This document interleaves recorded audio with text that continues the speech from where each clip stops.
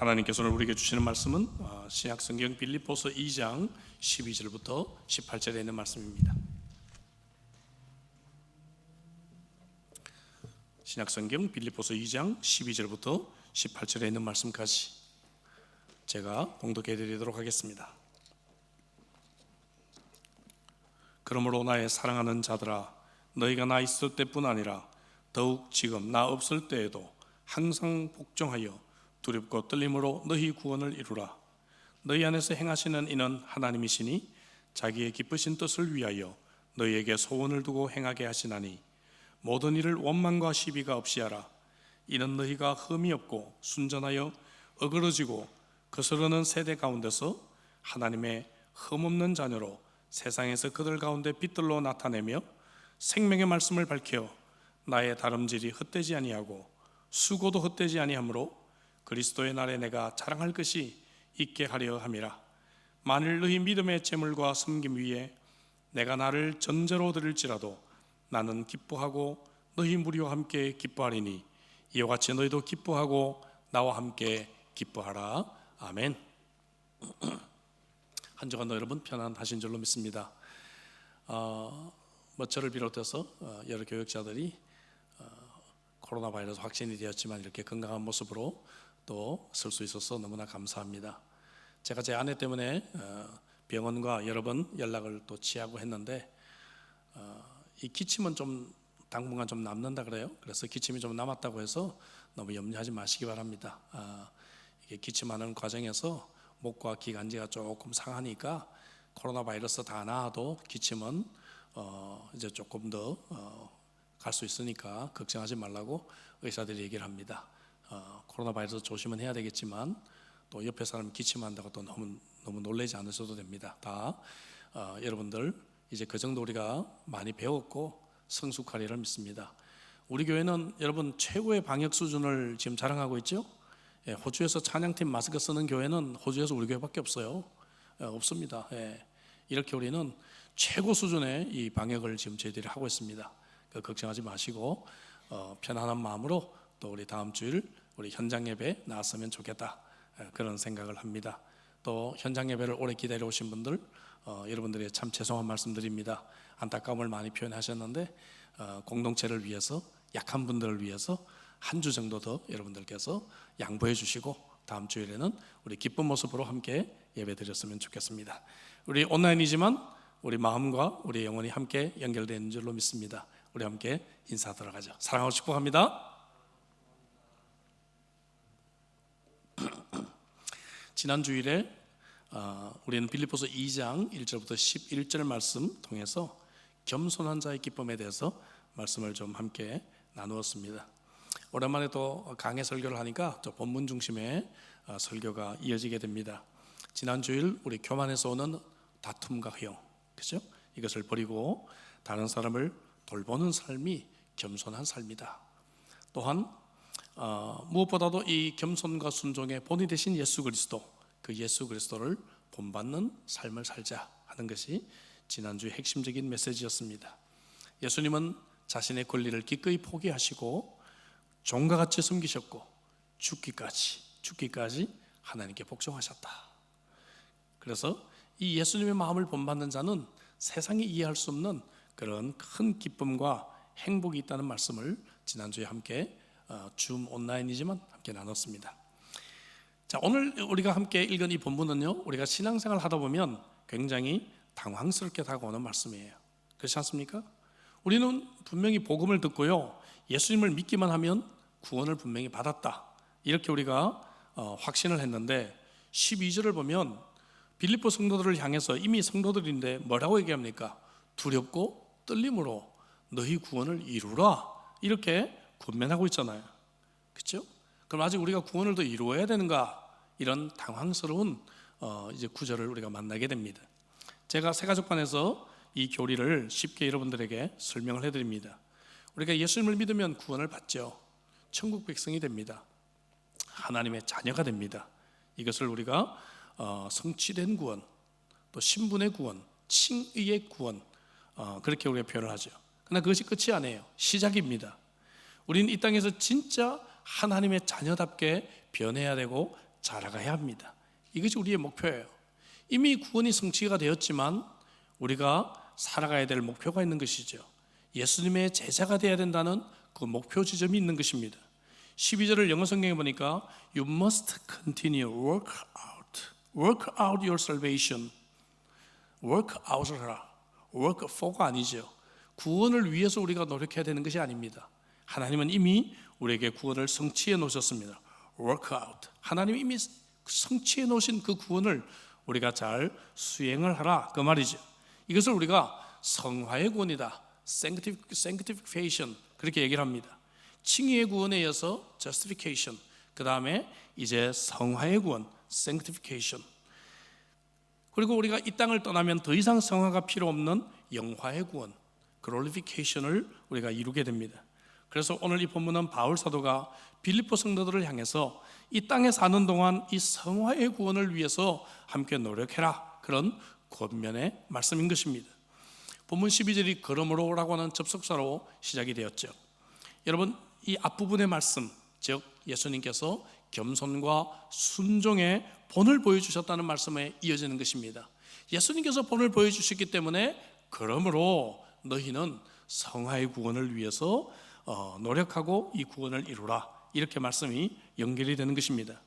그래서 이 말씀은 이미 구원받은 자들의 삶의 목표, 그리고 구원받은 자들의 책임에 대한 도전의 말씀으로 우리가 이 말씀을 이야기되는 것이죠. 자, 이 말씀이 그렇게 되는 것은 또 신명기 32장과 오늘 본문과의 관계를 통해서도 증명을 해볼 수가 있습니다. 신명기 32장은 모세가 이제 죽기 전에 이스라엘 백성들 앞에서 유언적인 메시지들을 하고 있는 그러한 배경입니다. 5절에 보니까 그들이 여호와를 향하여 악을 행하니 하나님의 자녀가 아니요 흠이 있고 삐뚤어진 세대로다 했는데, 오늘 본문 15절하고 너무너무 흡사합니다. 오늘 본문 15절에도 자녀, 흠, 그 다음에 삐뚤어진 세대, 굉장히 흡사하죠. 다시 말하면 이 바울 사도는요, 빌립보서를 기록하면서 신명기 32장을 그의 마음속에 두고 있었음이 분명합니다. 마치 모세가 죽기 전에 자기가 지금까지 이끌었던 이스라엘 백성들에게 마지막 유언의 권면을 하듯이, 바울 사도 지금 로마의 감옥에서 이제 죽음을 앞두고 자기가 사랑하는 빌립보 성도들을 향해서 어쩌면 마지막이 될 수도 있는 유언과 같은 그 권면을 해야 되겠다는 생각을 했던 것 같아요. 그래서 신명기 32장의 말씀을 그의 마음속에 깊이 묵상하면서 그들에게도 예수 그리스도를 닮아가는 그러한 목표를 제시하는 것입니다. 마치 모세가 이스라엘 백성들을 하나님께서 전적인 은혜로 구원해 주시고 선택해 주시고 출애굽을 통해서 그들을 구원하시고 기적을 통해서 광야를 인도하셨는데도 불구하고 그들이 계속해서 하나님께 원망하고 그리고 하나님을 배신하고 이렇게 살아왔던 그 백성들에게 이제는 제발 하나님께서 성취하신 이 구원의 이 기쁨을 누리고 하나님의 자녀답게 살아가라 하는 그러한 유언을 준 것처럼, 바울 사도도 빌립보 성도들에게 그런 유언적인 메시지를, 이제 우리가 예수님을 닮아가는 이 삶의 목표를 함께 이루라는 그러한 권고의 말씀을 주고 있는 것입니다. 자, 그래서 오늘 본문은 이렇게 우리가 성화의 구원을 이루어가는 과정에서 누릴 수 있는 그 기쁨에 대해서 말씀을 하고 있는데, 한 4가지 정도로 좀 정리를 해보려고 합니다. 첫째, 먼저 온전한 순종을 통해 우리는 기쁨을 누릴 수가 있어요. 온전한 순종을 통해 우리가 성화의 구원을 위해서 노력한다고 하지만 실제로 우리의 성화를 이루어 가시는 분은 누군가 하면 하나님이십니다. 성경께서 우리의 성화를 돕는 것이죠. 13절 볼까요? 너희 안에서 행하시는 이는 누구라고요? 하나님이시니 자기의 기쁘신 뜻을 위하여 너희에게 소원을 두고 행하게 하신다 했습니다. 오늘 23절에 하나님이 행하신다라는 표현이 2번이나 나와요. 하나님께서 행하신다라고 하는 이 말, 원래 성경 원어로 에네로고스라고 하는 이 말에서 영어의 에너지라고 하는 단어가 파생이 되었습니다. 하나님께서 힘있게 행하시는 것입니다. 우리의 구원을 위해서. 할렐루야. 하나님께서 우리가 이 성화의 구원을 이룰 수 있도록 에너지로 힘있게 행하고 계신다는 것이죠. 그러면 하나님께서 이렇게 힘있게 행하시니까 저와 여러분들은 온전히 하나님 앞에 순종하면 되는 것이죠. 그 순종 가운데 큰 기쁨과 즐거움이 있는 것입니다. 사실 여러분, 온전한 이 순종이야말로 우리 성화의 가장 실제적인 목표점이다, 그렇게 말할 수가 있어요. 누가 성숙한 그리스도인인가? 누가 성숙한 그리스도인이에요? 온전히 순종할 수 있는 사람이지요. 우리가 제자 훈련을 하면서도 그런 얘기를 합니다. 누가 예수님의 제자인가? 제자 훈련의 목표가 뭔가? 그것은 온전히 순종하는 사람이 되는 것입니다. 그래서 어느 정도 예수님의 제자인가? 이것은 얼마나 우리가 하나님 앞에 온전히 순종하는 사람인가? 이것이 우리에게 기준이 되는 것입니다. 14절에 좀 부연적인 설명을 합니다. 모든 일을 원망과 시비가 없이 하라, 이렇게 말하고 있어요. 시비라고 하는 것은 하나님의 어떤 뜻을 우리가 알았을 때 이것이 좀 내 마음에 들지 않잖아요. 그렇죠? 마음이 좀 불편할 때가 있죠. 이럴 때 우리 속에서 생기는 어떤 마음의 반응을 의미합니다. 근데 이것이 이제 겉으로 표현되는 것, 겉으로 드러나는 것을 원망이다, 그렇게 우리가 말을 할 수가 있어요. 구약에서 이 원망이라는 단어는 아까 말씀드린 이스라엘 백성들의 광야 생활에서 참 많이 등장을 하고 있습니다. 하나님의 축복이 내가 원하는 방식대로 주어지지 않을 때, 그때 우리는 원망합니다. 마치 어린아이가 엄마가 뭐라 그러면 참 마음속에 불만이 있는데 이거를 잘 직접은 표현하지 못하니까 중얼중얼 할 때가 있죠.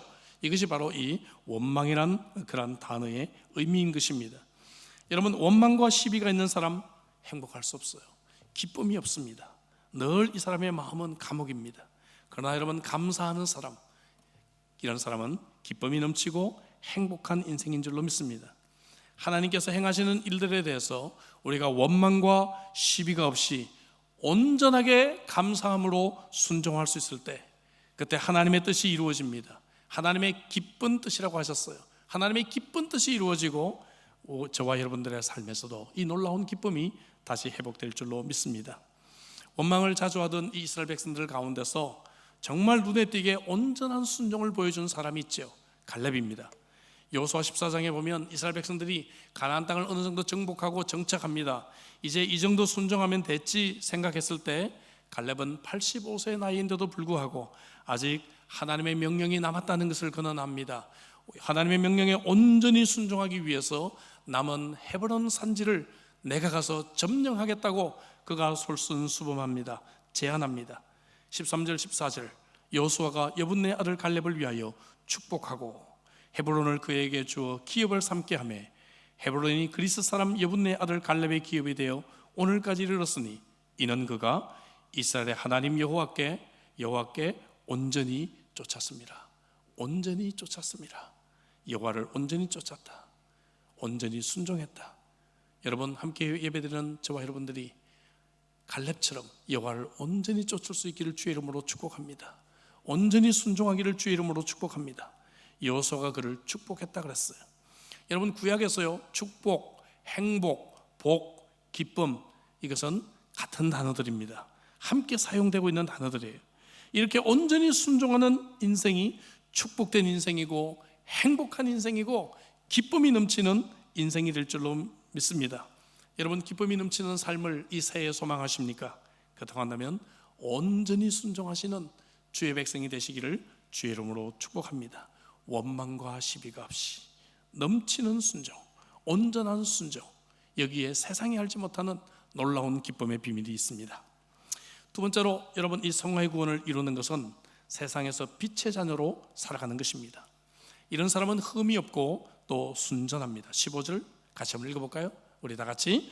이는 너희가 흠이 없고 순전하여 어그러지고 거스르는 세대 가운데서 하나님의 흠없는 자녀로 세상에서 그들 가운데 빛들로 나타내며 했습니다.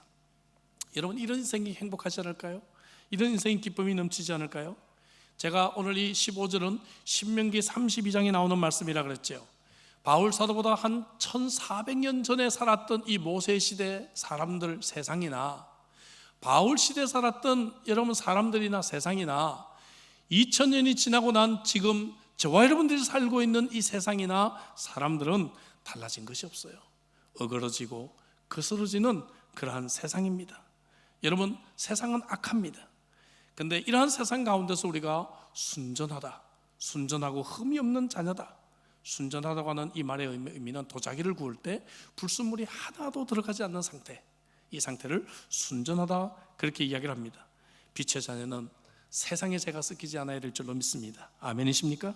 적당히 세상의 죄가 섞였는데 다른 도자기 보고 뭐 저 사람보다 내가 낫지, 저 사람보다 내가 그래도 뭐 하나님께 봉사도 하고 교회도 섬기는데 좀 괜찮겠지, 나는 저런 죄는 그래도 짓지 않잖아, 우리가 그렇게 말할 수가 없어요. 조금만 불순물이 있어도 퇴짜입니다, 여러분. 조금만 불순물도 허락하지 않는 것이 순전입니다, 여러분. 이 순전이 겉으로 드러나는 것이 흠이 없다. 그래서 흠이 없고 순전한 것은 우리가 내적으로나 외적으로나 정말 불순물이 없는 깨끗한 상태, 영어 성경에서 pure라고 번역을 했어요. 이런 상태의 그리스도인, 이런 상태의 빛의 자녀로 살아가는 이 사람에게는 정말 기쁨이 있습니다. 다니엘이 그런 사람이었죠. 그를 시기하는 사람들이 아무리 그를 흠을 잡으려고 그에게 흠을 찾아도 찾을 수가 없었어요. 다니엘서 6장 5절에 그들이 이르되 이 다니엘은 그 하나님의 율법에서 근거를 찾지 못하면 그를 고발할 수 없으리라. 저와 여러분들이 세상에서 이런 평가받을 수 있기를 주의 이름으로 축복합니다. 여러분, 흠이 없고 순전한 빛의 자녀들이 복이 있어요. 시편 119편 1절에 행위가 온전하여 여호와의 율법을 따라 행하는 자들은 복이 있으며 말씀하고 있습니다. 영어 성경 이렇게 번역했습니다. Happy are those who live pure lives. 이 순전하고 깨끗한 이 삶을 살아가는 자들이 해피하다. 구약에서 말씀드렸죠. 해피, 행복, 복, 기쁨 같이 사용되고 있어요. 여러분, 흠이 없고 순전하려면 죄 문제가 해결돼야 가능한 것입니다. 시편 32편 1절부터 2절, 저는 이 구절을요 방역 소독 구절이다 그렇게 말하고 싶어요. 저희 교회에 방역을 했는데 제 약품 선전 보니까 99.99% 모든 바이러스가 다 퇴치된다라고 되어 있더라고요. 근데 이거는 99.99%가 아니라 여러분 100% 우리의 죄를 소독하고 방역하는 구절인 줄로 믿습니다. 시편 32편 1절 2절 같이 한번 읽습니다. 다 같이. 허물의 사함을 받고 자신의 죄가 가려진 자는 복이 있도다. 마음에 간사함이 없고 여호와께 정죄를 당하지 아니하는 자는 복이 있도다. 여기 복이 있도다, 복이 있도다. 해피, 해피. 기쁨, 기쁨. 축복, 축복. 어떤 자들이에요? 바로 죄 문제가 해결된 사람. 100%이 죄의 바이러스가 퇴치된 사람이죠. 영어 성경에 참 멋있게 번역한 구절이 있어요. What happiness for those whose guilt has been forgiven. 우리의 이 죄책감이 모두가 용서해진 사람. What joys when sins are covered over.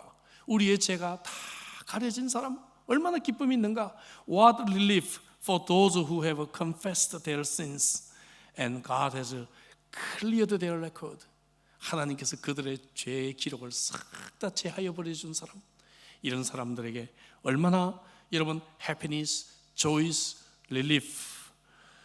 우리가 이걸 원하잖아요. 우리가 세상에서 happiness, joys, relief 이것을 정말 원하고 있어요. 그런데 이것이 어디에 있는가 하면은 우리가처럼 죄의 문제가 해결되고 하나님 앞에서 pure life, 이런 순전한 빛의 자녀로 살아갈 때 진정한 기쁨이 우리들에게 있다는 것이죠.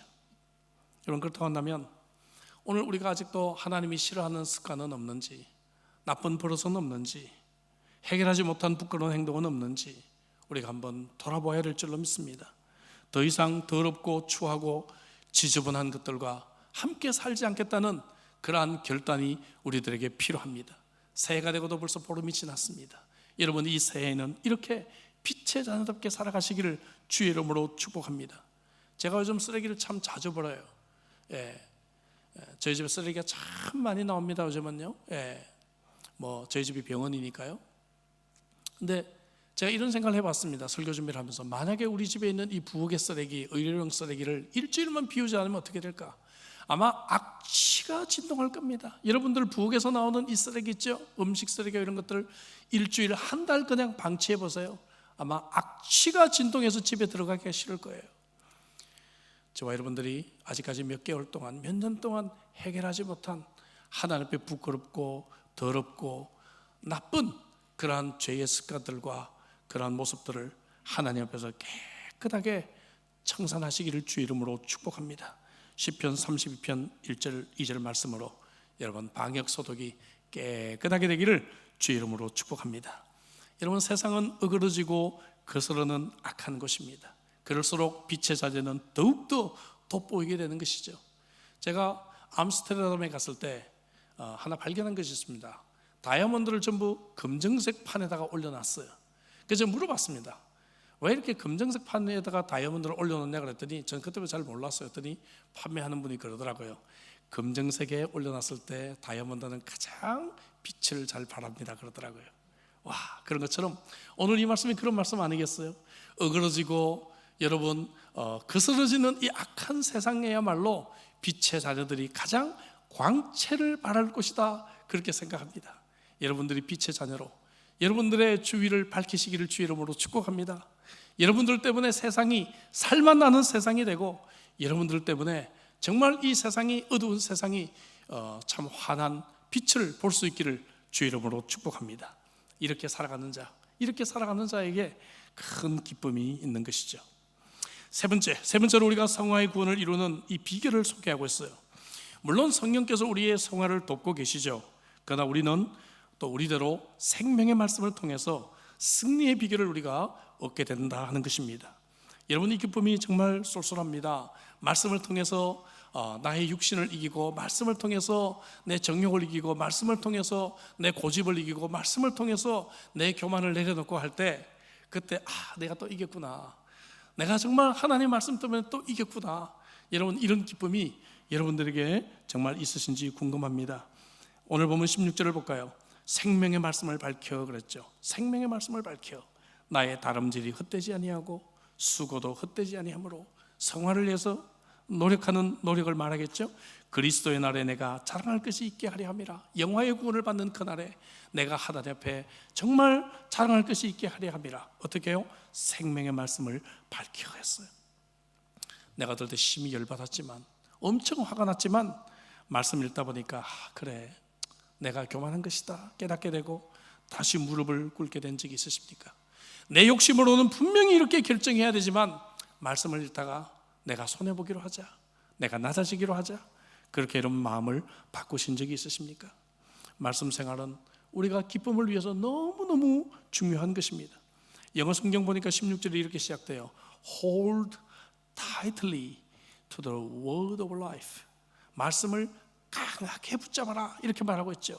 어떻게 우리가 말씀을 강하게 붙잡을 수가 있어요? 시편 119편 11절에 내가 주께 범죄하지 아니하리 하여 주의 말씀을 내 마음에 두었나이다. 주의 말씀을 내 마음에 깊이 둘 때 우리는 이 말씀을 여러분 강하게 붙잡을 수가 있죠. 그럼 어떻게 우리 마음속에 말씀을 깊이 두느냐? 손예화를 우리는 자주 얘기합니다. 손예화 보면 우리가 말씀을 먼저 묵상하고, 묵상이 기본이 돼서 그 다음에 암송하고 또 연구하고 읽고 듣고요. 여러분, 걱정을 할 수 있는 사람은 묵상도 할 수 있어요. 왜냐하면 걱정이라는 것은 자꾸만 염려하다 보면 염려가 점점 더 커지지 않아요? 묵상도 마찬가지입니다. 말씀을 묵상하고 생각하다 보면 은혜가 점점 더 커집니다. 그래서 염려할 줄 아는 사람은 묵상이 뭔지를 아는 사람입니다. 그냥 염려할 거리 대신에 하나님의 말씀으로 딱 교체하면 좋은 묵상이 되는 것이죠. 묵상하고요, 말씀을 외우고요, 암송하고요. 그죠? 어떻게 암송해요? 말씀을 외워야죠. 여기 16절에 보니까 주의 율례들을 즐거워하며 주의 말씀을 잊지 아니하리이다. I never forget your word라고 말하는데 어떻게 우리가 이 말씀을 잊지 않아요? 암송해야죠. 말씀을 우리가 암송했을 때 살아있는 하나님의 말씀이 됩니다. 연구하고 말씀을 늘 공부하고 읽고 듣고요. 이 5가지를 말하는데 저는 한 가지를 더 추가했습니다. 손등이 있어요. 손등에 말씀을 실천해야 된다는 것입니다. 이론적으로 듣고 읽고 끝을 내면 안 되고요. 이 말씀을 실천할 때 우리는 이 말씀을 강하게 붙잡을 수가 있습니다. 시편 119편 35절 말씀, 나로 하여금 주의 계명들의 길로 행하게 하소서. 내가 이를 즐거워함이니이다. 여기 분명히 정말 즐거운 이유들을 말하고 있어요. 주의 계명의 길로 행할 때. 이건 성경 보니까 Lead me in the paths of your commands because that is where my happiness is found. 내가 정말 행복을 발견할 수 있는 길이 바로 여기에 있다. 이렇게 번역을 하고 있죠. 우리는 엉뚱한 곳에서 행복을 찾아 헤매고 있습니다. 돈을 많이 벌면, 혹은 내가 인정을 좀 받으면, 혹은 내가 뭔가 추진했던 일들이 좀 성취하면, 내 자녀가 좀 잘 되면 나는 행복하고 기쁠 것이다라고 생각하지만 하나님의 말씀은 우리가 생명의 말씀을 통해 하루하루 승리할 때, 한 걸음 한 걸음 승리해 나갈 때 여기에 진정한 참다운 기쁨이 있음을 우리들에게 말씀하고 있습니다. 여러분, 새해는 우리가 이렇게 좀 사십시다.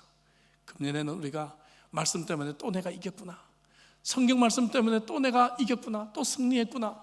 여러분, 이 승리의 비결을 말씀에서 찾을 때 세상이 알지 못하는 참다운 기쁨이 넘치는 복된 인생 되시기를 주 이름으로 축복합니다. 성화의 구원을 이루는 기쁨 세 가지 말씀드렸어요. 원망과 시비가 없는 온전한 순종의 삶, 그리고 죄 용서함을 받고 흠이 없고 순전한 빛의 자녀로 살아가는 것, 그리고 생명의 말씀으로 우리가 승리하는 삶, 마지막 네 번째, 제자의 삶입니다. 제자의 삶. 다시, 그리고 이것은 겸손과 섬김으로 다시 돌아옵니다. 빌립보서 2장을 좀 높은 곳에서 새의 눈으로 본다 그러죠. 여러분, bird's eye라고 표현을 해요. 이 본문을요, 조금 더 높은 곳에서 본문을 좀 한눈으로 바라보는 훈련을 묵상 훈련에서 많이 시킵니다. 좀 더 높은 곳에서 새의 눈으로 오늘 본문의 구절을 보면요, 겸손과 섬김의 모범을 보여주신 예수님이 2장 앞부분에 나왔어요. 그래서 우리도 이 예수님을 본받아서 이렇게 겸손과 섬김의 삶을 살아갈 것을 도전하고 있는 것입니다. 2장이. 그러면서 예로 세 사람을 등장시켜요. 바울 사도 자신, 그리고 우리 본문 뒤에 나오는 디모데와 에바브로디도를 이렇게 예로 제시를 합니다. 다시 말하면 예수님의 이 본을 따라가는 사람의 예로 바울 사도뿐만 아니라 젊은 사역자도 할 수가 있고 평신도인 에바브로디도도 할 수 있다라고 하는 그러한 예로 이 본문을 이어져 가고 있는 것을 우리가 한눈을 통해서 볼 수가 있는 것입니다. 예수님을 닮아가는 이 성화의 구원, 우리는 누구나 가능하다는 것이죠. 제자의 삶이 가능하다는 것입니다. 겸손과 섬김의 길을 우리도 갈 수 있다는 것입니다. 그래서 17절 18절은 바울 사도 자신의 이야기를 하고 있는 것이죠. 만일 너희 믿음의 재물과 섬김 위에 내가 나를 전제로 드릴지라도 나는 기뻐하고 너희 무리와 함께 기뻐하리니 이와 같이 너희도 기뻐하고 나와 함께 기뻐하라. 자, 여기도 좀 해석이 필요한 구절이 나오죠. 너희 믿음과 믿음의 재물과 섬김 위에 내가 나를 전제로 드린다 했어요. 이 말이 무슨 말인가? 이 말은요, 이 당시에 좀 배경을 이해할 필요가 있습니다. 이 당시에 이 빌립보 성도들이 살고 있었던 이 이방 도시잖아요. 이방 도시에서는 어떤 제사의 문화가 있었는가 하면 이제 제사를 드릴 때 제물을 갖고 와서 제단 위에서 태웁니다. 그러면은 이제 불이 이제 강한 불로 제물이 보통 이제 동물이나 뭐 이런 것들이잖아요. 이런 것들이 막 태워져요. 근데 여기에 포도주 같은 걸 갖고 와서 헌주라고도 표현을 하고 전주를 여기 전제라고도 표현을 했는데, 이 포도주 같은 걸 갖고서 그 위에 한 번 더 뿌립니다. 한 번 더 뿌리면 어떻게 돼요? 불이 강하니까 이 포도주가 그냥 증기가 돼서 그냥 슉 사라집니다. 그렇죠? 이것을 바로 헌주 혹은 전제의 제사다 이렇게 표현을 했어요. 그래서 바울 사도 지금 하고 있는 말씀이 뭔가 하면은 빌립보 성도들 여러분들의 믿음과 봉사의 그 재물이 귀한 것입니다. 그것을 위해서라면 나는 그냥 마지막에 잠깐 뿌려져서 증기와 같이 사라지는 전제가 돼도 나는 기뻐하고 나는 또한 기뻐할 것입니다. 이렇게 말하는 것이에요. 얼마나 바울 사도가 겸손합니까? 그죠? 빌립보 성도들의 그 신앙, 빌립보 성도들의 믿음, 빌립보 성도들의 이 봉사, 빌립보 성도들의 이 재물을 귀하게 생각하고 그것이라면 나는 그냥 잠깐 증기와 같이 사라지는 그러한 전제가 되어도 나는 기뻐하겠습니다. 여러분들을 섬기는 일이라면 나는 그것으로도 행복합니다. 이렇게 바울 사도가 표현하는 것이죠. 예수 그리스도의 겸손과 섬김을 그대로 그는 표현하고 있는 모습입니다. 그래서 저는 이 말씀을 읽을 때마다 제 마음에 좀 떨림이 있습니다. 정말 우리가 이렇게 살아야 하는데, 그죠? 이렇게 살아야 하는데, 정말 우리 사랑하는 가족을 위해서, 사랑하는 또 우리 교우들을 위해서, 우리가 정말 세상에 믿지 않는 사람들을 위해서, 예수 안 믿는 우리의 친척을 위해서, 예수 안 믿는 내 사랑하는 친구를 위해서 이런 마음을 우리가 좀 가져야 되는데 우리에게 이런 마음이 좀 사라졌구나 하는 그런 아픔을 또한 가져보게 되는 것입니다. 자신이 지금 순교의 잔을 마신다 할지라도 우리 사랑하는 성도들이 하나님 앞에 드려지는 최고의 제물이 될 수 있다면, 최고의 그러한 믿음이 될 수 있다면 나는 그냥 증기와 같이 사라져도 기뻐하고 기뻐할 것입니다. 우리 옆에 있는 분에게 함께 함께 우리 인사해 볼까요? 나는 증기와 같이 사라져도 기뻐할 것입니다. 나는 증기와 같이 사라져도, 나는 그런 전저로 들일지라도 여러분을 위해서라면 기뻐하고 기뻐할 것입니다. 이것이 겸손한 제자의 삶입니다. 이것이 진정한 섬김의 삶입니다. 이것이 2장 앞부분에서 말씀한, 지난주 말씀한 예수 그리스도의 겸손과 섬김의 그러한 본입니다.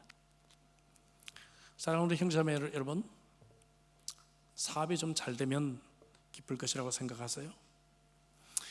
뭔가 좀 소원했던 것이 이루어지면 기쁨이 넘칠 것이라고 생각하십니까? 하고 싶은 건 마음껏 하면 행복할까요? 저는 짧지 않은 세월 동안 목회를 하면서 그런 분들을 참 많이 봤어요. 근데요, 그거 이루면 더 갈증을 내시더라고요. 더 큰 갈증이 우리에게 찾아올 뿐입니다. 어제 저희 가정에서 가정예배 드리면서 요한복음 6장 24절 말씀을 통해서 우리가 큰 은혜 받았습니다. 근래 제 아내를 위해서 올렸던 수많은 기도 제목들을 다시 한번 제가 리뷰해보는 시간을 가졌습니다. 그런데 이루어지지 않은 것이 하나도 없어요. 할렐루야. 하나님이 우리 기도를 다 들어주셨어요. 요한복음 6장 24절 말씀을 제가 함께 나누면서 구하라, 그리하면 이루리니 너희 기쁨이 충만하리라. 여러분, 이런 데서 큰 기쁨이 있는 것이죠. 진정한 기쁨은 이런 곳에서 좀 찾는 것입니다. 여러분, 섬겨 보십시오. 봉사해 보십시오. 사역해 보십시오. 기도해 보십시오. 희생해 보십시오. 좀 드려 보십시오. 그러면 정말 행복합니다. 목회를 하면서 저는요, 가장 기쁨이 넘쳤던 성도가 어떤 성도인가 하면요, 분에 넘치는 헌금을 드릴 때 그 성도가 너무너무 기뻐했어요. 뿐만 아니라 참 희생하기 어려운데 어려운 희생을 하는 성도들 너무너무 기쁨이 충만한 모습을 저는 그동안에 보아왔습니다. 불가능하게 보이는 일을 최선을 다해 봉사하고 섬기는 사랑하는 성도들, 저도 마찬가지입니다. 교회를 가끔씩 청소하고 정리할 때 참 마음이 기쁘고 행복합니다. 그동안에 제가 목회 핑계대고 가정에 좀 소홀했었는데, 아내가 아프다 보니까 제가 별거 다 하잖아요. 설거지도 하고 빨래도 하고 청소도 하고 뭐 별거 다 합니다. 근데 참 행복하고 기뻐요. 힘들지가 않아요. 제가 아내에게 그래서 고백을 했습니다. 그동안 34년 동안 이렇게 잘 섬겨줘서 정말 고마웠다고요. 그리고 내가 이렇게 섬길 수 있는 기회를 줘서 또한 너무 고맙다고 솔직하게 제가 고백합니다. 바울은요, 오늘 이 17절 18절, 여러분, 내가 여러분들을 위해서 전제로 드릴지어서 기뻐하라, 여기 절정이에요. 이 두 구절에 기뻐하고 기뻐하며 기뻐하고 기뻐하리라 4번이나 반복해서 여러분 에코를 두면서 기쁨을 노래하고 있지 않습니까? 빌립보 성도들을 위해서라면 나는 증기와 같이 사라지는 전제와 같을지라도 기뻐할 것입니다. 우리 사랑하는 아내에게, 남편에게, 자녀에게, 부모님에게 그런 고백 오늘 좀 해보시기 바랍니다. 당신을 위해서라면 내가 증기와 같이 사라져도 나는 기뻐하고 기뻐할 것이다. 우리 성도들에게 그런 고백 좀 해봤으면 좋겠습니다. 우리가 좀 이렇게 살 수는 없을까요? 좀 기분 나쁘다고, 좀 자존심 상했다고, 좀 손해봤다고, 좀 나를 좀 어떻게 봤냐고, 좀 억울하다고 우리가 좀 몇 배로 갚아줘야, 그렇게 해야 우리가 속이 시원할 것입니까? 아니면은 사랑하는 가족을 위해서, 사랑하는 교우들을 위해서, 사랑하는 직장 동료를 위해서 나는 그냥 증기와 같이 사라져도 기뻐할 것이다. 할렐루야. 아멘 하시기 바랍니다. 예수님이 이 땅에 오신 목적이 무엇입니까? 마가복음 10장 45절, 인자가 온 것은 섬김을 받으려 함이 아니라 도리어 섬기려 하고 자기의 목숨을 많은 사람의 대속물로 주려 함이니라. 섬기고 주고, 기억하십시오. 섬기고 주고, 섬기고 주고, serving, giving, serving, giving, serving, giving, 여기에 기쁨이 있는 것입니다. 예수님이 그것 때문에 이 땅에 오셨죠. 그래서 주님 말씀하십니다. 마가복음 8장 35절에 누구든지 자기 목숨을 구원하고자 하면 잃을 것이요 누구든지 나와 복음을 위하여 자기 목숨을 잃으면 구원하리라 했습니다. 그럼 예수님처럼 우리도 그렇게 살아야죠. 그렇게 살 때 우리에게 기쁨이 있는 것입니다. 전문가들은요, 섬김이야말로 우울증을 극복할 수 있는 최고의 치료제로 그렇게 강조하고 있습니다. 우리가 우리의 작은 희생과 작은 섬김을 통해서 여러분, 이웃도 기쁘고 나도 우울증이 치료되고 기쁘고, 하나님은 이렇게 우리를 만드신 것이죠. 작년보다 금년에 여러분 더 잘 섬기고 계십니까? 더 잘 희생하고 계십니까? 작년보다 금년에 더 많이 주는 삶을 살고 계십니까? 금년에 여러분들의 헌금이 증가하셨습니까? 우리의 보물이 있는 곳에 우리의 마음이 있다고 주님 말씀하셨습니다. 여러분들이 돈을 사용하는 그곳에 여러분들의 마음이 있습니다. 예수님께서도 주는 것이 받는 것보다 복이 있다라고 말씀하셨습니다. 우리가 하나님의 말씀을 믿는 사람이라고 하면 이 말씀에 아멘하고 이 말씀에 실천할 수 있어야 합니다. 저의 아내와 저의 가정이 참 많은 어려운 고비를 넘기고 여기까지 올 수 있었던 것, 물론 하나님의 전적인 은혜입니다. 이제 내일 병원에 가서 봉합수술을 기다리게 되고 약 한 2주 정도 재활치료를 더 하고 집으로 다시 빨리 데려올 그런 계획을 가지고 있습니다. 정말 기적과 같은 삶을 그동안에 살았습니다. 하나님의 전적인 은혜입니다. 그러나 그래도 우리가 여기까지 올 수 있도록 정말 큰 힘이 된 것이 무엇인가? 식사를 준비해서 배달해 주신 그런 우리 자매님들의 헌신적인 섬김이라고 저는 생각합니다. 그래서 저도 목회를 중단하지 않고 계속해서 사역할 수가 있었고, 병원에서 아내를 데려올 때 뼈만 앙상했던 제 아내가 체중이 4kg가 증가했습니다. 자매님들의 이 섬김을 받으면서 저희들은 식사 때마다 그분들을 위해서 간절하게 축복으로 기도할 수밖에 없었습니다. 근데 저는요, 섬긴 분들이 더 기뻤을 것이라고 저는 생각합니다. 섬김을 통해서 아내가 회복되고 있는 그 소식을 들을 때마다, 또 저희 가정이 큰 힘을 받고 격려를 받고 있는 그 모습을 보면서 무척 기쁘셨으리라 생각해요. 그러나 그보다도 또한 더 음식을 준비하는 그 과정에서 이미 더 큰 기쁨이 충만하지 않았을까 저는 생각합니다. 왜냐하면 저의 경험으로 볼 때 섬김은요, 결과보다는 과정에 더 큰 기쁨이 있기 때문에 그렇죠. 우리가 이 땅에 아직 살고 있는 것, 여러분 성화의 구원을 이루기 위해 있는 것입니다. 그렇지 않으면 우리는 빨리 하늘나라 가야죠. 아직 우리의 목표가 남았습니다. 이미 성취된 구원이지만 우리의 목표가 남았습니다. 하나님께서는 이미 예수님의 십자가로 우리를 구원하시고 자녀 삼았지만 우리는 예수님을 닮아서 자라가야 하는 것입니다. 그래서 어그러지고 거스리는 세상에 우리를 남겨두셨습니다. 여러분 주님을 닮아가시길 바랍니다. 여기에 기쁨이 있습니다. 원망과 시비가 없이 온전한 순종으로 나아가시길 바랍니다. 흠이 없고 순전한 빛의 자녀답게 사시길 바랍니다. 생명의 말씀을 붙잡고 승리하시길 바랍니다. 겸손과 섬김을 실천하는 예수 제자의 삶을 사시기를 주의 이름으로 축복합니다. 이런 사람이 행복합니다. 이렇게 성화를 이루어가는 기쁨은 이 세상에서 맛보는 가장 큰 기쁨이 아닐까 저는 그렇게 생각해요. 예수님을 조금 더 닮았네, 내가 좀 더 주님의 길을 따라갔네, 내가 조금 더 희생하고 내가 조금 더 손해보면서 드디어 예수님의 제자답게 살아가고 있구나 하는 그 기쁨이 우리들에게 충만할 수 있기를 주의 이름으로 축복합니다. 기도하십시다. 주신 말씀 가지고 우리 기도하도록 하죠. 저는 빌립보서 2장을 참 좋아합니다. 특별히 오늘 이 본문 말씀은 정말 주옥과 같은 말씀이 아닐까 싶어요. 바울이 죽음을 앞두고 빌립보 성도들에게 모세가 이스라엘 백성들에게 유언한 것과 같이 그런 심정으로 권고한 말씀입니다. 하나님은 이미 우리를 하나님의 자녀 삼아주시고 그리고 우리를 구원해 주셨지만 우리는 나아가야 될 목표가 있습니다. 여러분 작년보다 금년 더 잘하셨습니까? 여러분 직분만 상승하고 나이만 더 상승하고 가진 것만 더 상승하고 흰머리만 더 상승한 그러한 자가 아닙니까?